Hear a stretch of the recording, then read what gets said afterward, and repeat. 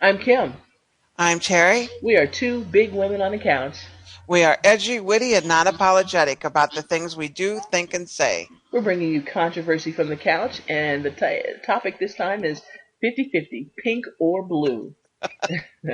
So, you remember the story. I think we learned about the story many months ago, but Hmm. since we're just doing controversy now, we wanted to bring this one up. And there was that baby that was born in Canada. I think they call the baby Storm.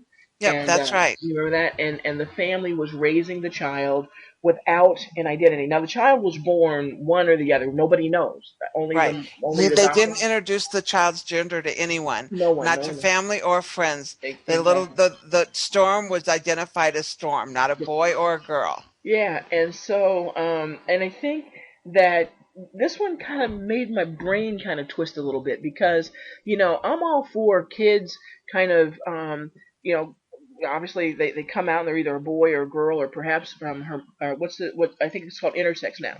It Hmm. used to be called hermaphrodite, but anyway, Correct. am I right about that? Intersex? Yes. Uh-huh. Yeah, okay, okay.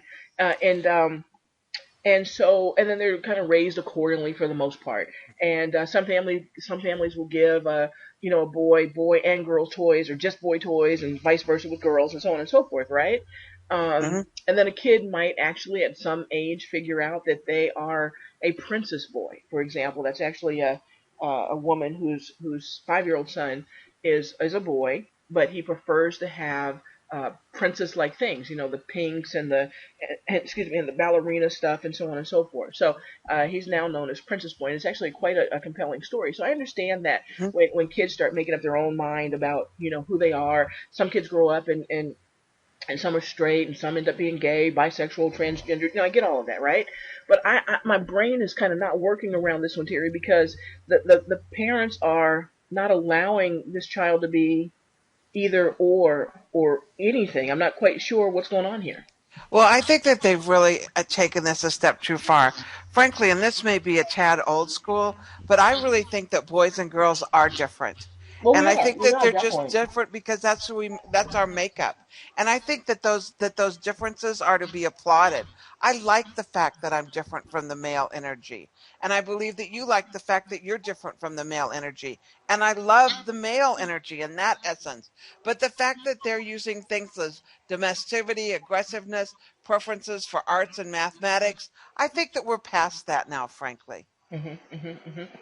And the thing is that for me, there it just kind of feels a little. I mean, I don't know. Maybe somebody else out there can tell us why they think this is okay and appropriate, but it just feels a little like they're not allowing this child to be who they were born To be. as, right? Just to be who they were born as, and then Mhm. allow them to develop into who they are going to become. You know I what I agree mean? with you. And I think that Storm knows. I mean, I think that Storm knows that she is either a boy or a girl. Uh huh. Uh huh. So, what's wrong with calling that? What's wrong with saying Storm is a girl? What's wrong with saying Storm is a boy? I mean, is there a problem with? Yeah, I really have a problem with this. I can't get my head around it either, Kim.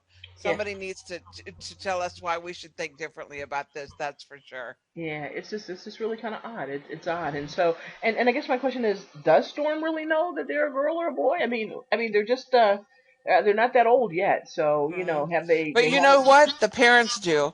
And what makes them think that they're perfect at not showing gender bias?